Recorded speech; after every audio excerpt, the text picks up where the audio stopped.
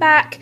Hopefully by now you've mastered how to hold your yarn, how to hold your hook, and how to slip stitch and how to create a chain. So I'm going to show you the most basic simple stitch now really. Here I've just chained 10 and I'm going to show you how to do a double crochet.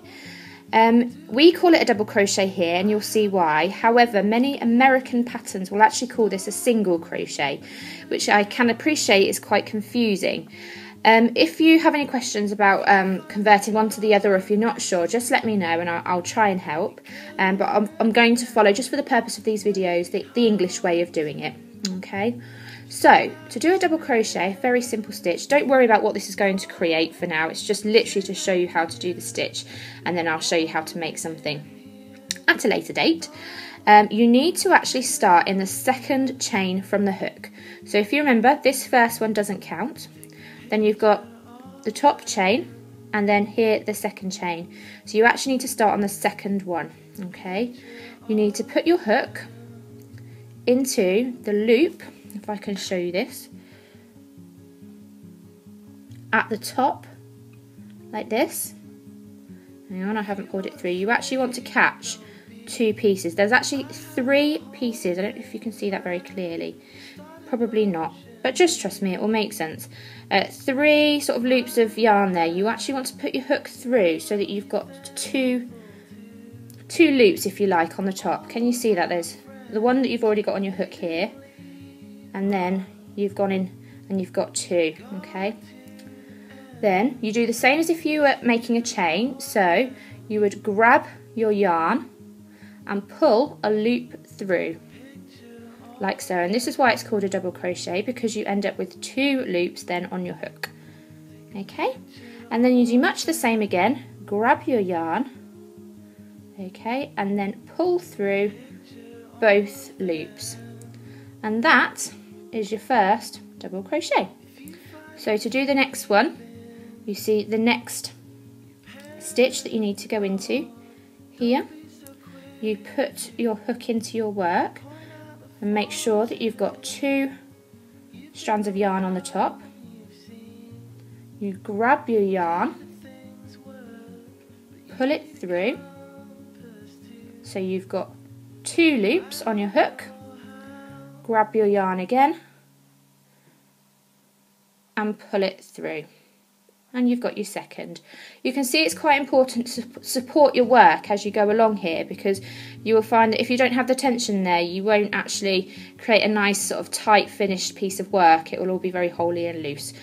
This basically is the start of a scarf potentially, or it can be, but don't worry about that now, just practice the stitch. Okay, so here you've got your next stitch to go into. So you put your hook in, so you've got 2 loops on the top. Grab your yarn,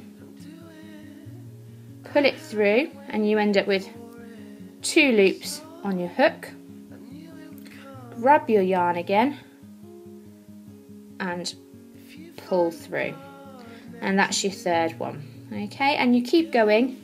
You will only actually end up with 9 stitches, even though we had 10 chains, because if you remember, we actually ignored the first chain closest to the hook. We started on the second.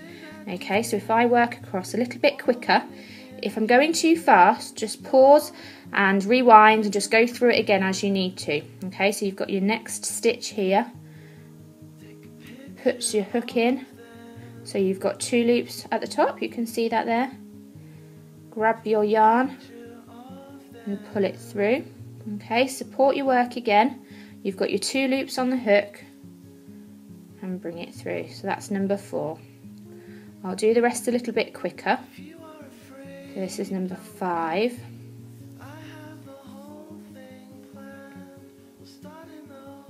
Number 6.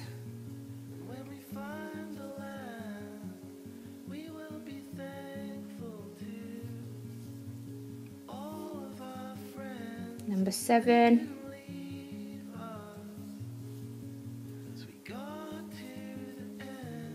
Number 8, and you should see you've got 1 left just at the end,